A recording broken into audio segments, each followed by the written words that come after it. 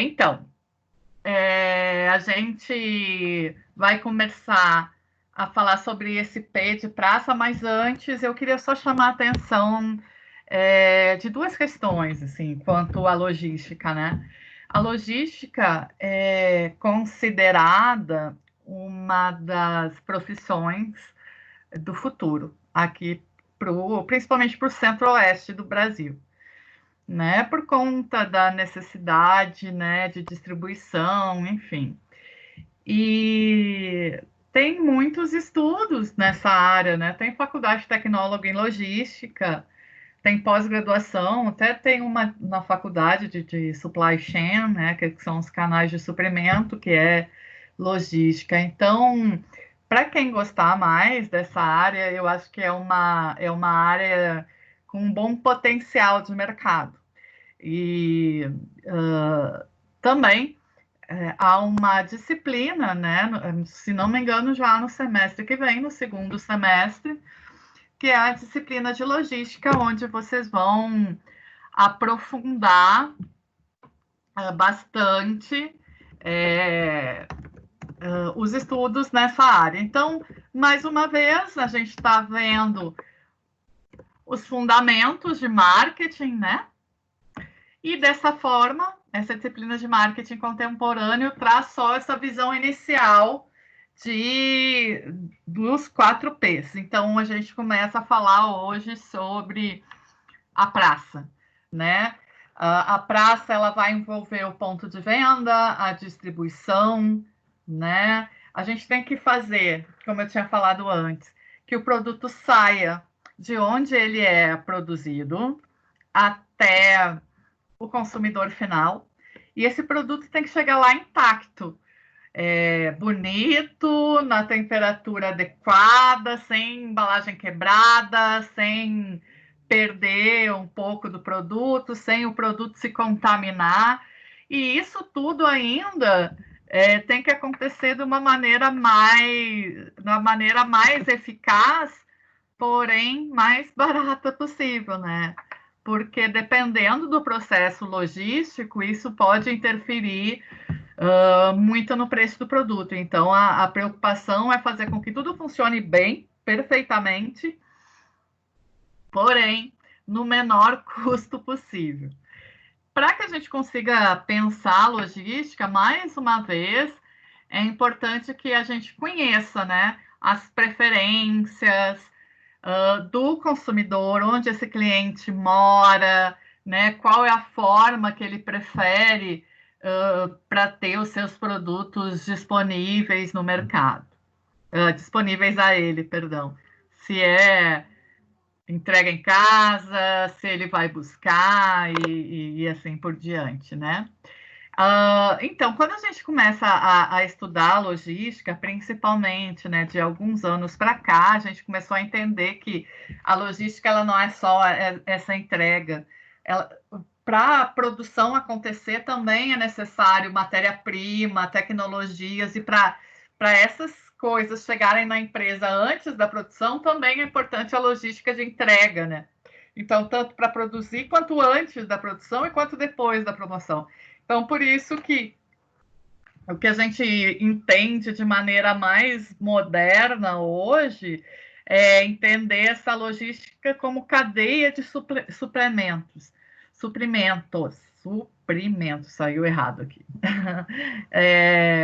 Então, também a gente vai encontrar isso como praça, como logística, como cadeia de suprimento, de supply chain.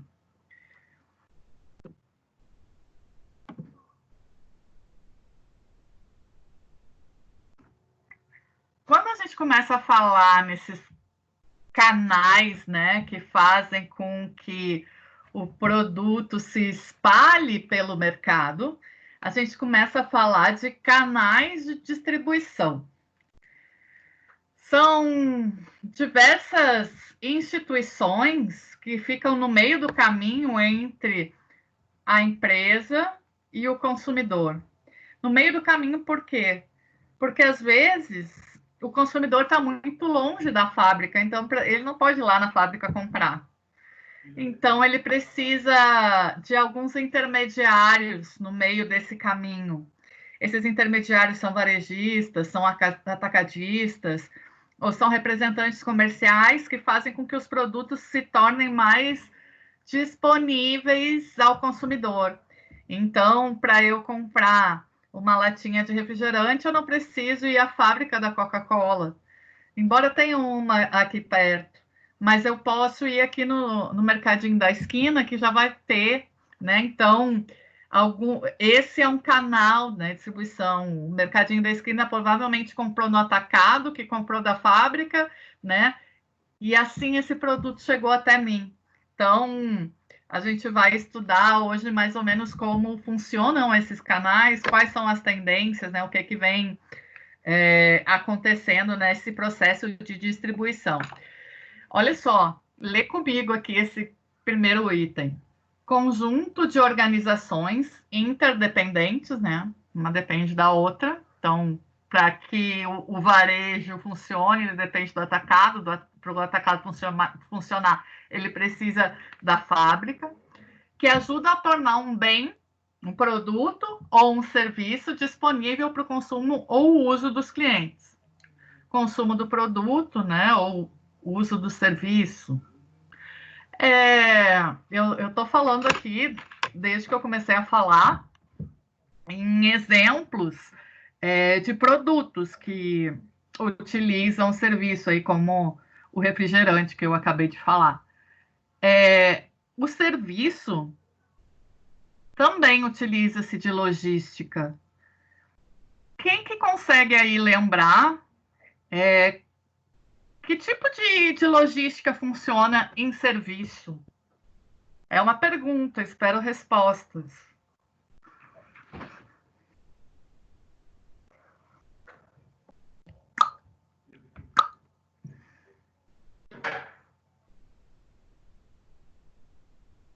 Pode escrever se está com vergonha de falar.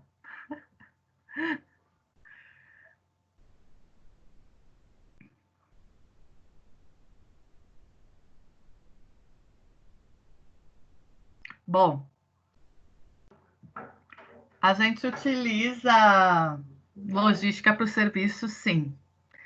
Eu vou utilizar um exemplo, assim, evento que tenha comida, bebida, né? Por exemplo, a bebida precisa chegar no evento num horário, né, antecipado para que esteja gelado na hora do consumo. Isso é logística, né? Então, a hora da entrega dos salgadinhos para que eles estejam quentinhos e novos é um horário diferenciado. Então, a gente começa a pensar a logística para o serviço nesse sentido, né? De organização de tempo, da organização de pessoas. Então, para isso, se utiliza a logística no serviço.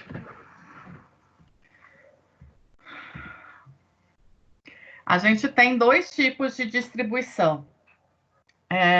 Distribuição direta e distribuição indireta. Distribuição direta é quando o próprio produtor vende para o consumidor. Então, o sujeito produz tomate e ele vai produzir o seu tomate lá na zona rural de Planaltina. E ele vai colocar esse tomate num caminhãozinho e ele mesmo vai levar na feira do produtor para vender. Lembrando que agora a feira do produtor não está autorizada a abrir. Mas, enfim, né, a gente está com pouca possibilidade de feirinhas, né? Ou então um artesão que faz sabonete artesanal e que leva na feirinha ecológica da Asa Norte para vender os seus produtos de artesanato. Então, esse produtor vende direto para o consumidor. E o canal indireto é quando o produtor de tomate ele é muito bom em produzir, mas para vender ele não é tão bom assim. Então, ele acaba revendendo isso para um atacadista E aí, por exemplo, os mercadinhos vão lá no atacado, compram aquele tomate dele e vão levando para outras regiões. Então, ele não vende só onde o caminhãozinho dele chega, ele consegue vender para outras regiões, porque esses intermediários aí fizeram com que o negócio se espalhasse. Então, pode ser supermercado, pode ser mercados, podem ser outras feiras, podem ser cooperativas, né? Existem diversas formas de se trabalhar isso. Até tem outra reportagem para mostrar para vocês, depois eu mostro. Professora, Então, sim, sim, sim. Vou aumentar o volume, Gabriel. pode falar. Então, Gabriel, tudo bom? a senhora falou que direto é pessoalmente, né? Não, não necessariamente, pessoalmente. Direto é sem intermediário, né? Então, daqui a pouco existem algumas instituições, não, alguns produtores agora de orgânicos, vai, que eles estão divulgando na rede social. Então, ele mesmo divulga, né? Então, ele não tem intermediário nenhum. Aí ele pega a cestinha e deixa lá na casa do consumidor. Eles fizeram esse meio de campo sozinhos, sem ninguém ali no meio para representar essa venda. Ficou claro? Não é Não, por, sim, não mas é porque é pessoalmente, é porque tem intermediário ou não. Fala, Gabriel. é porque tem feiras em direto e a senhora deu um exemplo com feira no direto, aí eu me confundi. Não, não, não. Seriam, por exemplo, tá? Vou usar um exemplo que eu conheço. Eu ia muito, numa feira que tem no sábado da Ceasa ali. E aí, alguns são produtores mesmo, e outros são pequenos varejistas que compram de produtores de laranja da região, por exemplo, e eles juntam várias laranjas de diversos produtores e vão para vender naquela feirinha ali. Então, ali você tem duas figuras: você tem a venda direta de pequenos e algumas empresas um pouquinho maiores que ocupam essa função de intermediar o processo entre o consumidor e o produtor. Ficou mais claro? Ficou, obrigado, professora. Nada, estamos aí para isso, velho. Então, uh, vamos dar uma olhadinha em como é que funcionam esses canais aqui. Aqui eu sou a rainha da reportagem e essa área de logística, é, ela é muito presente no dia a dia da imprensa, sabe? Acho que gera muito interesse da mídia. E aí eu coloquei para vocês uma reportagem é, dizendo que as pessoas estão, uma reportagem da Record, dizendo que as pessoas estão indo menos ao supermercado e mais aos atacados para comprar, né? Porque o supermercado acaba ficando muito caro, o supermercado de bairro, e aí é um outro comportamento que vem surgindo agora. Quer dizer, depois vocês deem uma olhada, depois que a aula acabar, anota aí que você tem que ver isso também. Então, os canais. Direto. Produtor que vende direto para o consumidor. Então, é o sujeito que faz artesanato, é o pequeno produtor rural que ele mesmo vende na feira do produtor. Ou a pessoa que faz brigadeiro e leva para vender na faculdade. Isso é um canal direto, sem intermediário nenhum. Aí a gente começa a ver os canais indiretos. O produtor que vende para um varejista e aí o consumidor vai lá no varejista comprar. Então, esse varejista aí pode ser um mercado ou uma padaria. Eu posso fazer palha italiana e vendo nas padarias aqui próximo à minha casa. E as pessoas vão lá e compram na padaria. Então, acaba ficando até um pouquinho mais caro, né? Porque cada padaria também tem que tirar um certo lucro. Mas, enfim. Outro canal, o segundo, produtor que vende para atacadista, que vende para varejista e que vende para o consumidor. Então, é mais comum porque é o que mais acontece, né? A gente tem grandes atacados aqui em Brasília, Açaí, Dia a Dia, Ultrabox, Superadega, Atacadão, né? Que funcionam assim. Eles compram do produtor ou da fábrica que produziu, né? E aí os pequenos mercados vão lá e compram a um preço mais baixo, porque compram em grande quantidade nesses atacados.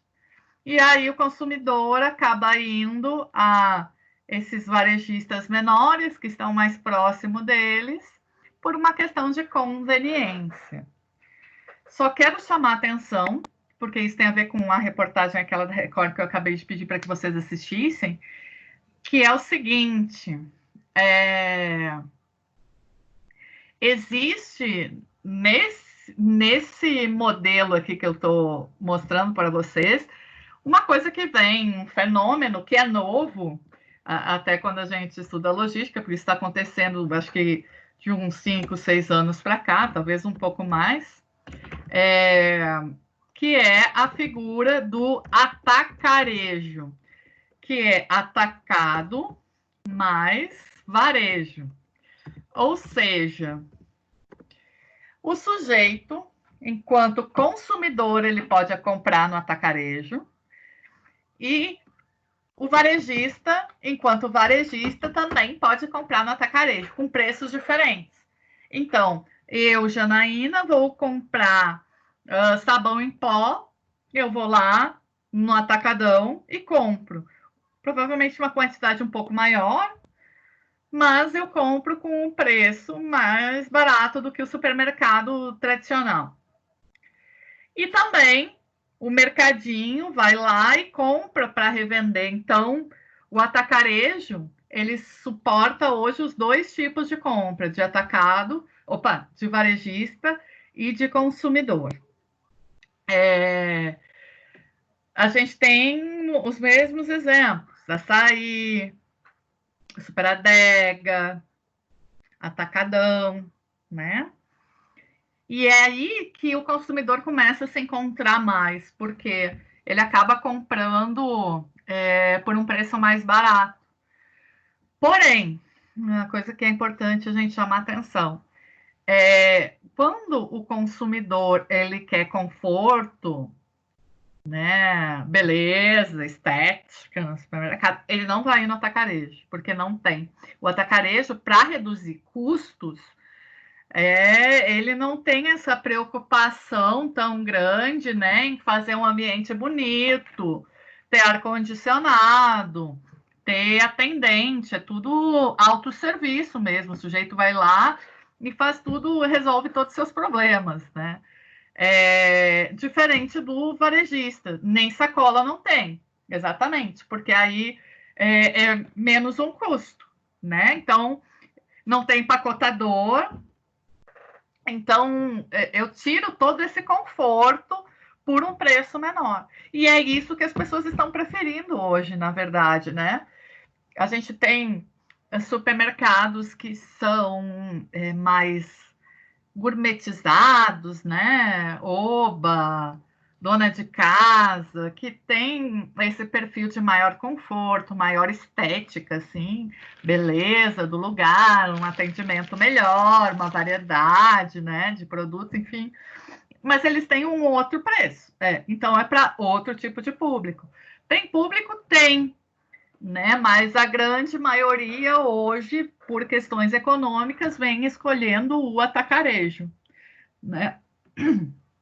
E aí o consumidor vai atrás do que é mais conveniente para ele, que geralmente no Brasil é menor preço.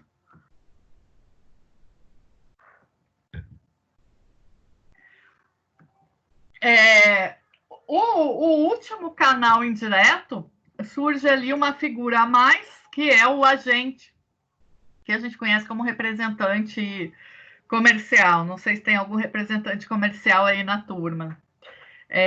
O representante comercial, ele intermedia a venda, né? E o atacadista, o varejista, enfim, eles compram para revender.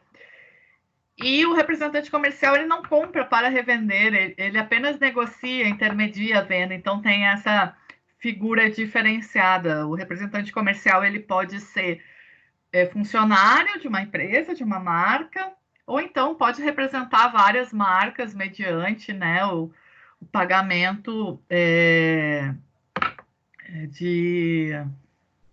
Esqueci o nome do pagamento para o representante, meu Deus do céu. Comissão. Ok, claro, esses canais, direto, indireto e os tipos, isso é muito do dia a dia da gente, né? A gente, como consumidor, lida muito com isso, e muitas pessoas que trabalham no comércio também lidam muito com isso. Então, é bem próximo à nossa realidade, fica fácil de visualizar, enxergar isso, né, com exemplos. Bom, canal direto é super bacana, porque você troca informação direto com o seu consumidor e você tem total controle do seu produto, né? Então, vamos utilizar o exemplo do artesanato, que tem todo um cuidado, né, especial, porque a pessoa, a maior parte das vezes, faz aquilo com a sua própria mão. Então, esse olhar, né, de carinho do próprio produtor. Então, a forma como ele vai expor esse trabalho tem muito cuidado, né? O preço ele está controlando, ele consegue uma interação bastante grande com o seu público, ele consegue ter feedback se as pessoas gostaram ou não, ter sugestões, né? O atendimento, ele é um atendimento sempre padronizado, porque é sempre o mesmo cara que faz. Porém, o pior, o mais complexo é que só ele acaba vendendo aquilo. Então, o produto só chega onde o artesão chega, né? Então, se o cara mora aqui, ele consegue vender aqui na região, mas ele não consegue mandar para o Rio, para São Paulo, porque senão ele vai ter que viajar e vai ter que parar de produzir, né? Então, acaba se limitando o número de vendas. E toda essa parte de negociação também, às vezes o cara é muito bom em produzir, em negociar não tanto, né? Então, isso pode ser um ponto fraco, uma desvantagem. Mas as vantagens que a gente tem no canal direto, que é essa interação, esse cuidado com a forma que se apresenta o produto, né? O controle do preço, tudo isso não acontece no canal indireto, porque a gente entrega o produto para o varejista, para o atacadista, e ele vai fazer do jeito que ele quiser. Vai colocar o produto onde ele quiser. Claro, se a gente tem um poder maior, a gente consegue negociar algumas coisas, mas quando é um pequeno produtor fica bem difícil. Mas você consegue, em contrapartida, você consegue expandir, chegar em diversos lugares, porque a logística não fica mais para você. A logística fica por conta do atacadista ou do varejista. Então, você vai continuar se preocupando com a sua produção e o atacadista e o varejista vai fazer com que esse produto se dissipe, né? Porém, você provavelmente vai ter o custo do produto fica menor por unidade, né? Porque o cara vai comprar uma quantidade maior, vai querer pagar menos. E você também não vai ter aquele feedback tão próximo, pelo menos, assim, sem fazer uma pesquisa, enfim, né? Não vai ter um feedback nem um relacionamento tão forte com o cliente, porque o cliente vai comprar lá no varejista e não compra de você, né? Então, isso pode ser um ponto complexo desse processo. Claro?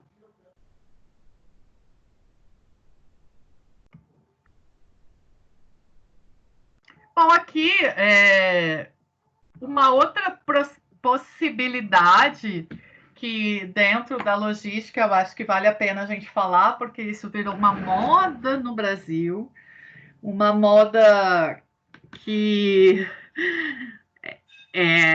como outras modas americanizadas, elas acabam sendo um pouco deturpadas quando chegam no Brasil, né? Porque o Brasil cria em cima das coisas, mas enfim, outlet.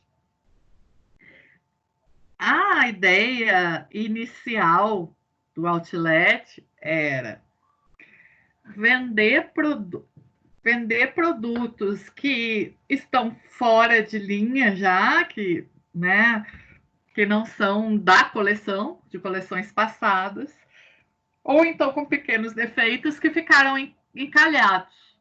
Então, as fábricas, antes, assim, elas criavam do lado da fábrica uma lojinha que era que chamava outlet, que era para vender esses produtos aí que acabavam voltando ou que não vendiam.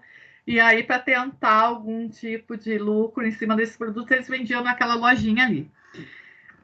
E para o consumidor é interessante porque você compra produtos de marcas bacanas, marcas boas, produto com uma qualidade legal, só que não é o da última coleção. Então tem um defeito lá que muitas das vezes é pouco visível mesmo, né? Então era um jeito bacana do consumidor ter um produto legal por um preço econômico. E para a fábrica também acabava, né, mandando tudo que ela tinha encalhado embora. Então, lá nos Estados Unidos, começaram a perceber que isso era uma grande oportunidade, e principalmente, né, começando na Flórida, mas depois isso indo para outros estados americanos, fortemente, começaram a se criar shoppings especializados nesse tipo de produto, com preços bem mais baratos, até 50%, 70% mais baratos. E aí, quando o dólar estava um pouco melhor e a situação do Brasil melhor, as pessoas começaram a ir para os Estados Unidos para fazer essas compras nos outlets, e aí outlet virou moda. E hoje vem os outlets para o Brasil, mas acaba sim não trazendo essa questão do preço tão baixo, né? Que nem nos Estados Unidos, assim. Então, a gente vê aí que eu acredito que as pessoas utilizam mais o termo outlet porque chama atenção do que realmente é uma promoção, né? A gente tem aquele shopping Platinum, né? Não, como é que é o nome do shopping? Platinum é no sul. Como é que é o nome do shopping ali? Alexandria? Que é o shopping outlet, né? É isso mesmo. Eu não tô lembrando o nome dele. Outlet Premium. Outlet Premium, obrigado. Que nem sempre as coisas são tão baratas assim, né? Então, às vezes, você gasta gasolina. Eu me lembro uma vez que fiquei bravo, assim, porque eu fui ver uma. Fui lá, né? Porque eu queria conhecer e tal. E aí eu vi uma blusa, camisa polo da Lacoste.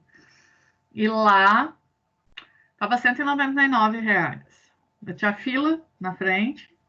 Aí eu entrei, assim, esperando que ela fosse estar uns R$ 80, né? 199. Pô, que coisa, né? Eu vim até aqui, mas 199 eu não vou pagar. Fiquei 20 minutos na fila, mas não vou pagar.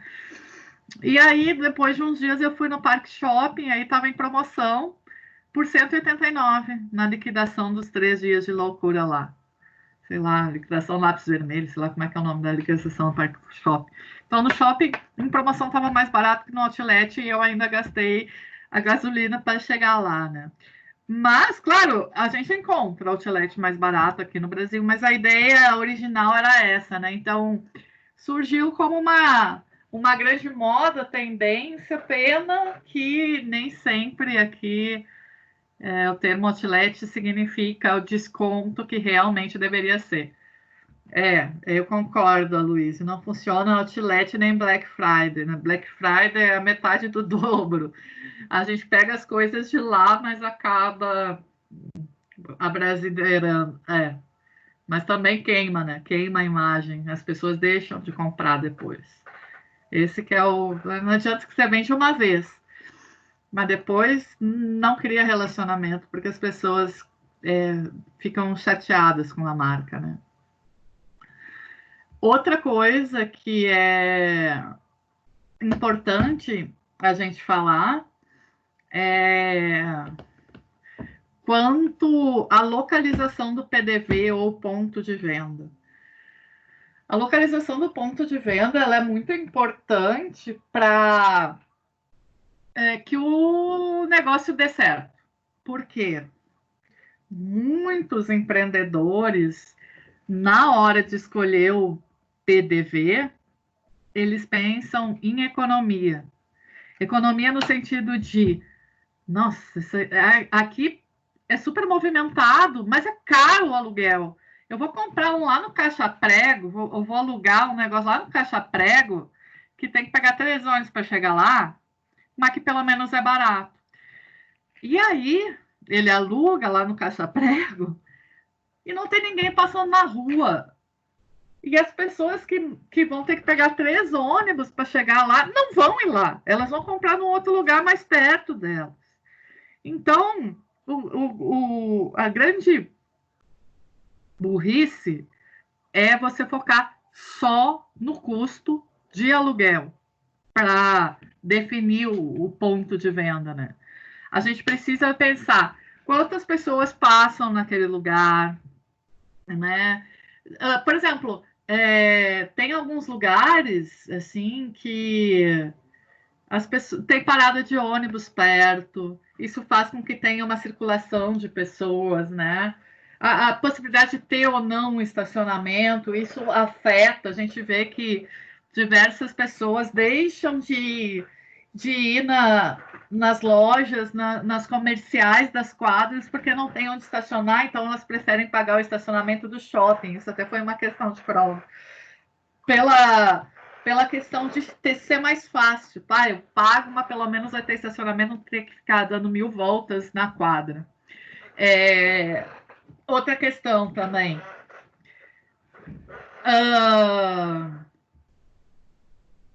Essa questão aí não engoliu, né? O Aloysio não gostou dessa minha questão. Outra questão que é importante também, né? Às vezes, eu me lembro uma vez que eu atendi uma cliente que ela tinha eu fui fazendo um planejamento de marketing e ela tinha uma empresa de estética, massagem, essas coisas assim. E aí era no Lago Sul, só que o prédio proibia qualquer sinalização. Então, a sala, né, que ela atendia era no 3º andar de um prédio que ninguém fazia a menor ideia que ali existia uma clínica estética. Então, só quem entrasse no prédio que ia saber. E aí ela ficava muito brava porque não chegava ninguém lá. Mas, claro, as pessoas não sabem que tem. Daqui a pouco tem alguém que mora ali, que gostaria de fazer massagem, mas que se desloca para outro lugar porque não sabe que ali tem, né? Então, é importante essa possibilidade de poder, de certa forma, criar alguma divulgação, né? De fachada, enfim, para conseguir que as pessoas saibam da existência, né? Se passa pessoas a pé, se passam pessoas de carro.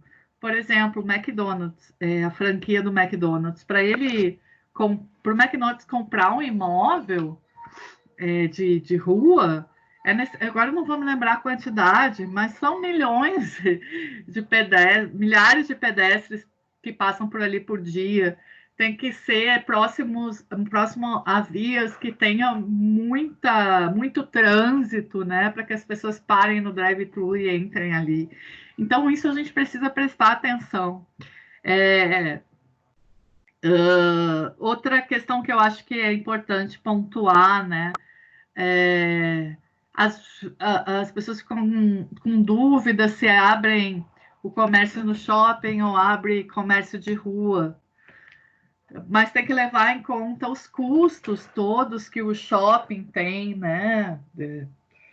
Custos não só do aluguel, do condomínio, mas custo da própria publicidade, né? Das promoções que o shopping faz. Alguns cobram uma luva, né? Que é para poder abrir a loja lá, você tem que pagar um percentual alto. Então, tem que saber se isso vai ter algum retorno rápido, né?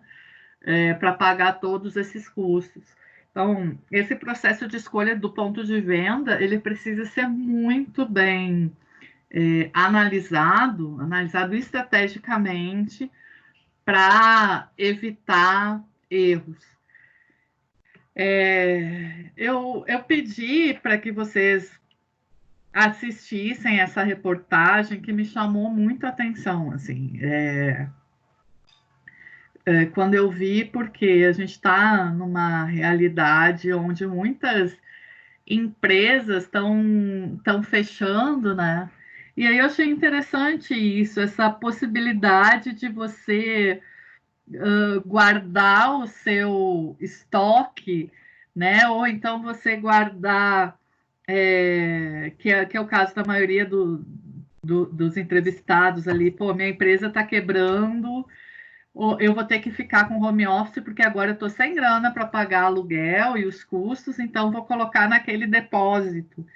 Isso vai interferir no preço do produto, no preço do serviço, né? Então, são novas alternativas que a logística vem criando para reduzir custos numa época onde as pessoas estão sem dinheiro e estão comprando muito menos, né? A gente vê, por exemplo, várias empresas de e-commerce, para conseguir sair mais barato, eles diminuem o estoque ou zeram o estoque.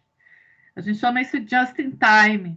À medida que eu compro no site, o site vai lá e vai comprar o meu produto para me entregar. Então, eles não têm um estoque. Isso acaba reduzindo o custo absurdamente, né? O custo de espaço, o custo de gerenciamento de estoque, de pessoas para trabalhar ali. Então, a logística ela precisa ser bem construída para que a gente consiga otimizar essa questão financeira, né? Que tanto interfere no preço, né, que se cobra em determinado produto ou serviço. Tem algumas questões aqui que eu gostaria que vocês respondessem.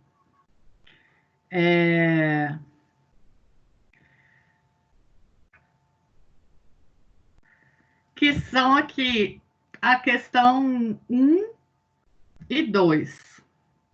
E isso a gente vai corrigir na próxima aula. Mas antes, eu gostaria também de falar um pouquinho sobre franquia. E depois também vai ter uma questão sobre franquia lá. Então, a gente vai responder mais tarde as 3 questões. Primeiro, antes de começar com o processo aqui das franquias, algum de vocês trabalha em franquia? Trabalha com franquia? Tem uma franquia?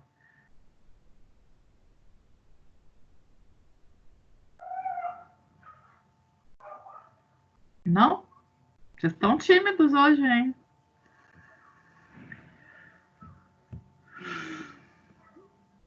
Não, beleza.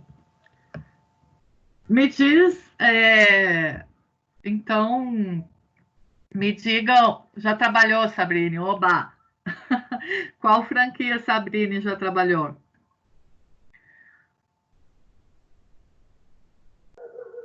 Correios, ótimo. Ótimo. Mais alguém?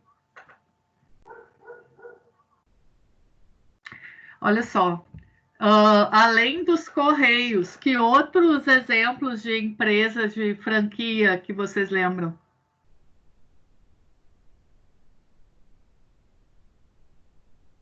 Outback, McDonald's. O que mais? Madeiro, geleia, professor. Pitica, Cacau Show, Geleia. Geleia já é franquia? E é de Brasília. Brasil Fechado também é de Brasília. Girafa também é de Brasília. Boticária, franquia. Ótimo. Subway. Subway, Spoleto. A gente tem algumas franquias, Copenhagen, Cacau Show. A gente tem algumas franquias hoje sendo possíveis, principalmente na área de serviço, de limpeza, principalmente, a partir de 4 a 5 mil reais. Né? E aí a gente vai até as franquias mais caras, como o McDonald's, assim, que são 2, 3 milhões de reais. Então, existem franquias para diversos tipos de bolso, né, e de empreendedor. Como é que mais ou menos funciona esse modelo de franquias? Existe uma empresa franqueadora, que é a empresa que detém a marca, né? Que criou primeiramente o produto ou serviço e fez com que esse produto se tornasse conhecido, né? Testou todas a questão, né, de aceitação do produto, que já tem todo um planejamento, um plano de marketing, um plano de negócio todo pronto. Essa empresa, ela cede a marca, né, a operação dessa franquia para um sujeito que a gente chama de franqueado, né, que ele vai abrir aquele negócio numa determinada região. Esse franqueado, ele já vai receber, mediante um pagamento inicial, né? Capital é que eu falei que pode ser de 4 mil até alguns milhões. Ele recebe o direito de operar um negócio. Então, ele já recebe produtos que já são conhecidos, uma marca que já é conhecida, ele já tem todo o planejamento de marketing, todo o manual de treinamento dos funcionários, uniforme, marca, embalagem, ele já pega tudo pronto e vai lançar isso no mercado. Porém, não é só esse capital inicial, né, que a gente tem aí no começo. A gente precisa também pagar mensalmente uma grana para a franquia, porque vamos usar o exemplo do McDonald's, né? O McDonald's, ele é uma rede mundial e ele tem uma marca a zelar. Então, é só ele que faz a propaganda, né? Quem faz a propaganda é o senhor McDonald's, o grande franqueador. Não é a McDonald's da 114 Sul que faz a propaganda. Mas o McDonald's da 114 Sul, ele usa dessa propaganda, né? Porque é através dessa propaganda que o franqueador fez que as pessoas vão lá. Então, pelo fato de ele se beneficiar, ele tem que pagar mensalmente por essa publicidade. Ele tem que pagar, a gente chama isso de royalties, né? Ele tem que pagar pelo... muitas vezes, né? Cada franquia vai ser de um jeito, mas geralmente tem que pagar também um percentual das vendas, né? Dependendo do número de venda, você paga um percentual. Às vezes você tem que pagar pelo produto também. Por exemplo, a Boticário aí que a Bruna falou. A Boticário só pode vender produtos Boticário. E de quem que ela tem que comprar? Do Boticário. Então você compra do Boticário, vende o Boticário e depois ainda devolve um pouquinho. Perdão, Gustavo. Perdão. Então, você compra do McDonald's, do Boticário para vender no Boticário e aí você devolve o dinheiro para o próprio Boticário do produto que você comprou dele, né? Então, acaba sendo um ciclo. Mas o que eu queria chamar a atenção é o seguinte: você começa com tudo pronto, porém, você começa com uma dívida, né? Uma dívida que Tá, no começo você já pagou, mas depois mensalmente você vai ter que pagar. Então, se vender, não vender, né? Muitas vezes o fornecedor ele é escolhido pelo próprio franqueado, né? E aí o que eu me chama, depende. Cada franquia ela vai ter um tempo estipulado. Eu vou mostrar uma coisinha aqui para você. Segura só um pouquinho aí.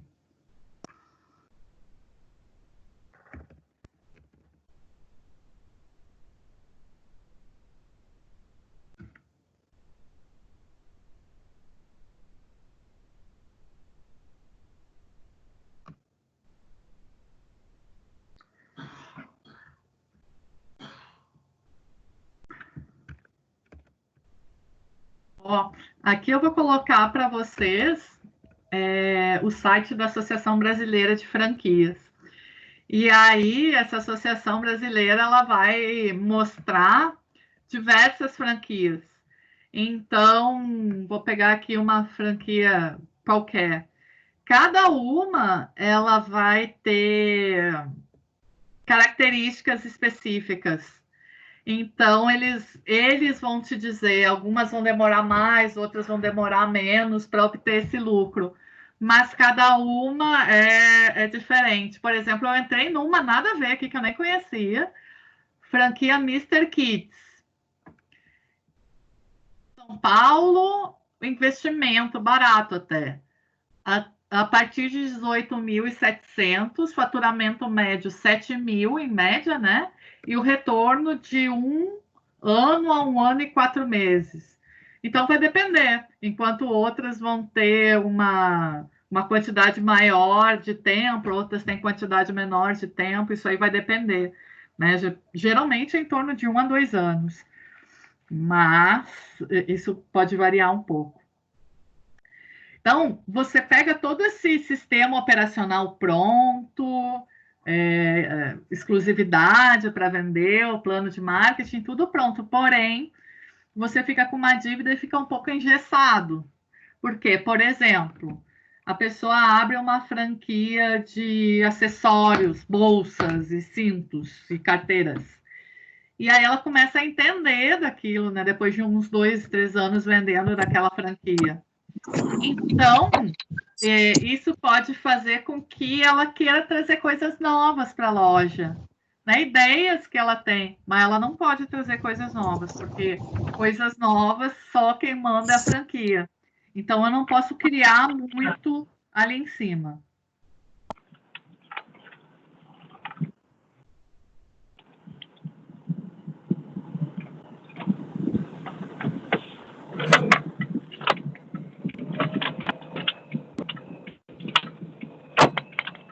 Então, só para dar uma resumida aqui no processo, né? O que a gente tem como pontos mais importantes, positivos da franquia?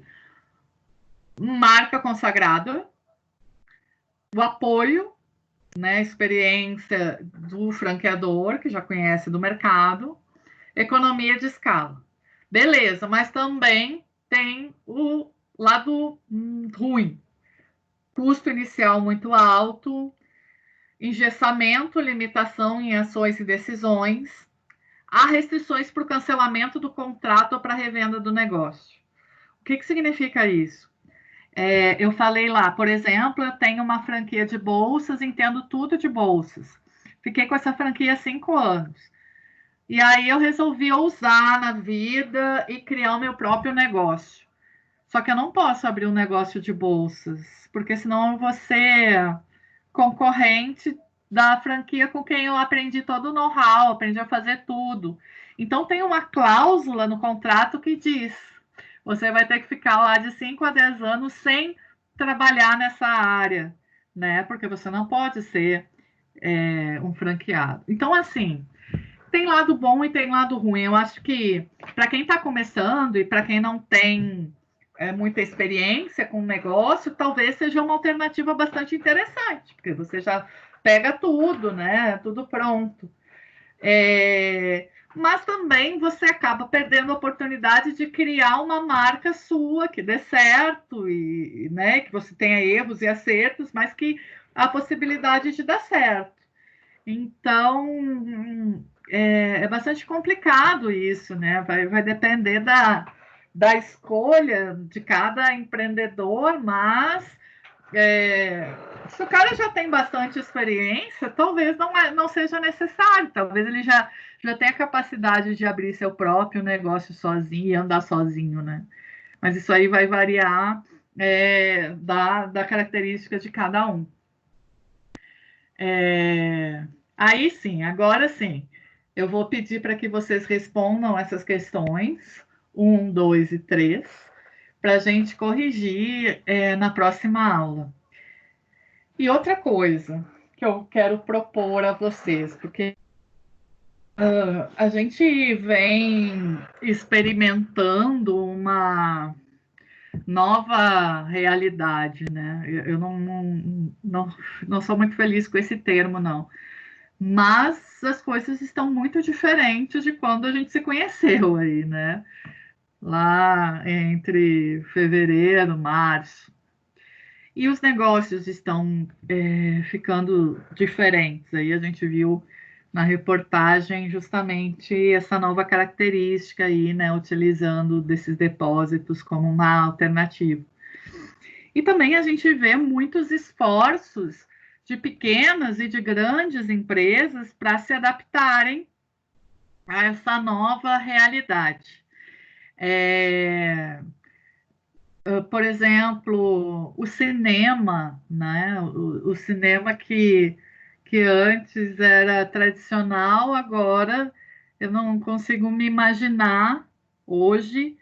Eu gosto muito de cinema, mas eu não consigo me imaginar num espaço com 300 pessoas respirando o mesmo ar, um espaço fechado, escuro, durante 2 ou 3 horas, né?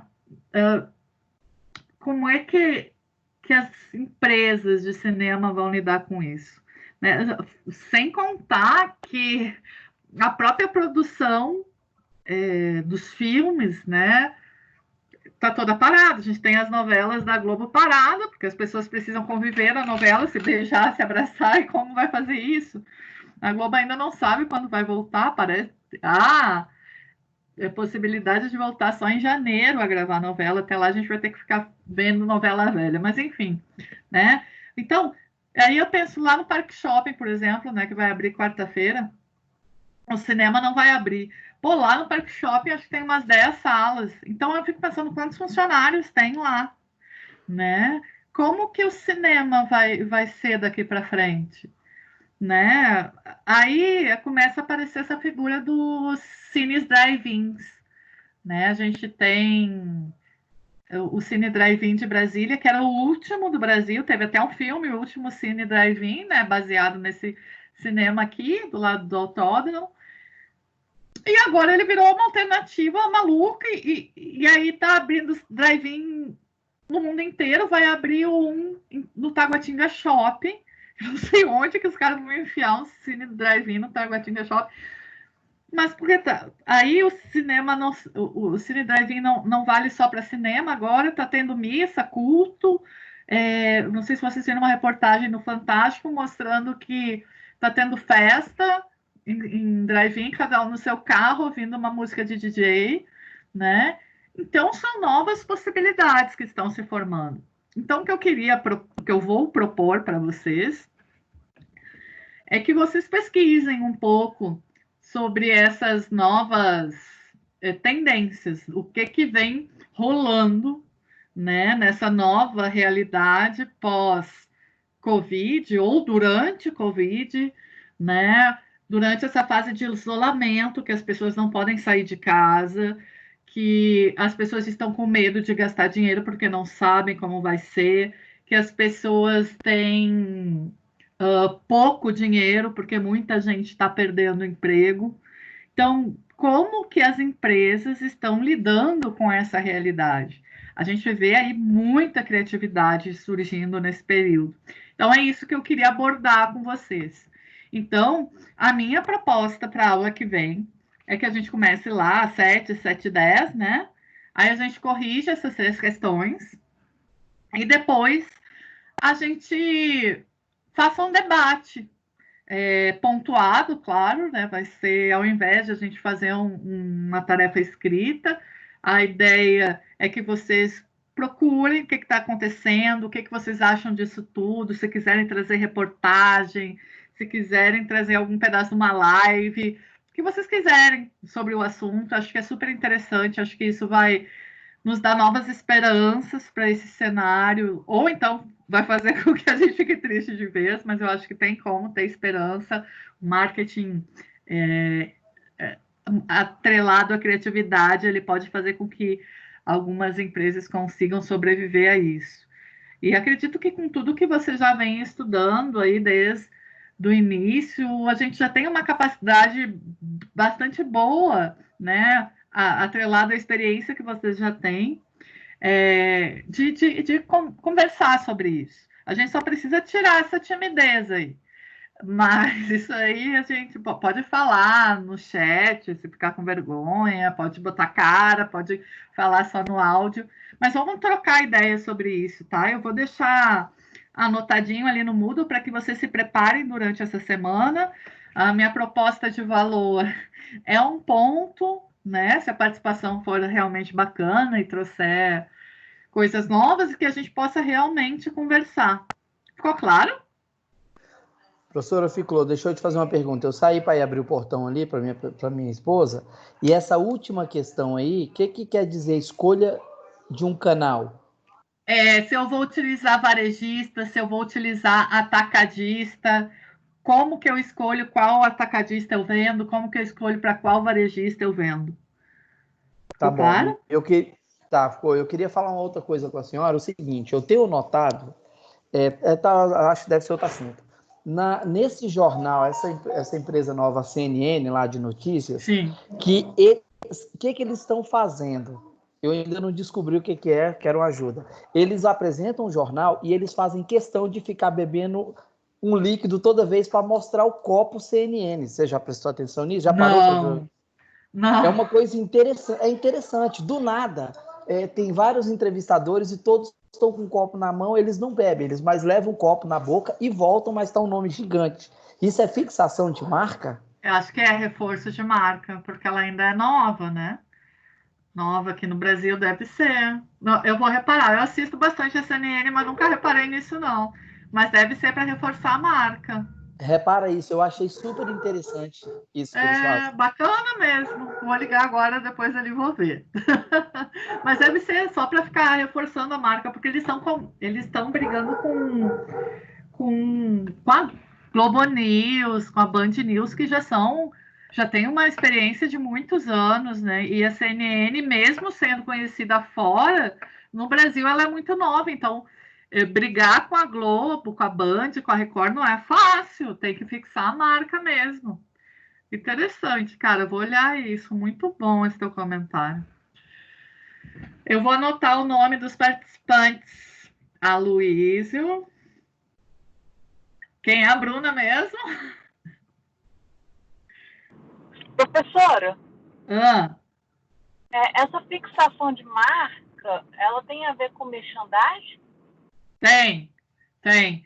Porque quando a gente fala no merchandising, assim, na televisão, ele funciona justamente para isso, né? Porque quando se usa algum produto no Big Brother e tal, é para fazer um reforço, para ver as pessoas utilizando aquela marca. Então, isso tem a ver com merchandising na televisão, sim. É a mesma ideia do Big Brother. Ou do Faustão, que faz merchandising também, né?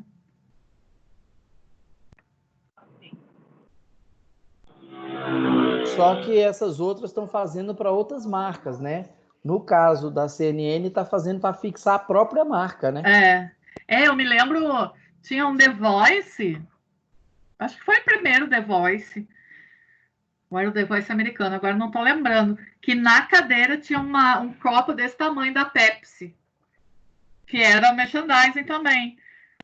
Mas como a Globo não vai fazer isso porque a marca dela já é conhecida, então ela já pode trabalhar com a marca dos outros, mas a CNN provavelmente quer reforçar a marca. Ela tá o quê? 2 meses, né? E ela tá conseguindo muita mídia pelos barracos que estão dando dentro dela, né? Ela pegou uns jornalistas assim meio com uma personalidade meio forte. Eu acho que os barracos acabam dando uma mídia também que não sei se isso foi proposital ou não. Ivan, Yolanda, Emira. Maria Costa, né? Que inclusive tem muitos seguidores nas redes sociais. É o quê? A CNN está usando o Evaristo Costa, né? Que tem muitos seguidores nas redes sociais. Eles usaram isso a favor deles, né? Eles. Eu não sei se vocês viram aquela situação que aconteceu com o apresentador da Band, do Jornal da Band daqui, das 19 horas. Eu não vou lembrar o nome dele. É um senhor. Ele já estava. Eu li toda a reportagem lá. Ele estava 12 anos na Band. E aí, a Globo, ela demitiu um cara de Goiânia, que eu também não vou lembrar o nome, mocinho, que era assumidamente homossexual. E aí a Globo não conseguiu, acho que, lidar com ele na bancada. Ele apresentou até o Jornal Nacional uns dias. E aí a Globo demitiu. E a Band contratou esse novinho e no mesmo dia mandou o outro embora, o senhor. E aí ficou isso, pô, o cara, 12 anos na empresa, o outro porque tá fofoca e tal. E aí a CNN pegou o senhor esse no mesmo dia, assim, ó. Então vem, todo mundo que tá dando confusão, eles estão chamando. A Mari Palma também, né, que tem muitos seguidores, assim. Acho que esse perfil mais jovem um pouco. Isso tem muito a ver com marketing, né? Tem, sem dúvida. Tudo isso é bem pensado, né? Michele, Ricardo, Thaís. Seria um novo marketing da nova era, né? Da era digital. Usar essas pessoas que são favorecidas nas mídias sociais para si, né? Uhum. Influenciadores, né? Ele foi para Record, professora. Eu vi ele na CNN. Sério? Ele foi para Record? Não, esse que apresentava tipo DFTV em Goiás. Não, ele foi para Band. Foi para Band. Tenho certeza. Que eu li a reportagem toda. Eu não me lembro o nome do moleque. Moleque, ó. É porque ele é novinho. Mas enfim. Matheus, tá na Record. Massa. Matheus não sei o que. Vamos ver, tomara que ele se dê bem, pelo menos, né? Já que tá na Record, então é o que tô viajando. Então foi a Record que tirou o cara? Ai, meu Deus. Ai, agora eu já não sei nada. Vou procurar. Mas então tá, meus amigos. Todo mundo anotado aqui, semana que vem, esse debate aí valendo um ponto, tá? Conto com a participação de vocês. E parem dessa timidez de não aparecer, não querer falar, tá certo? Boa noite, gente. Tchau, tchau. Boa noite. Tchau. Boa noite, professor. Boa noite. Boa noite.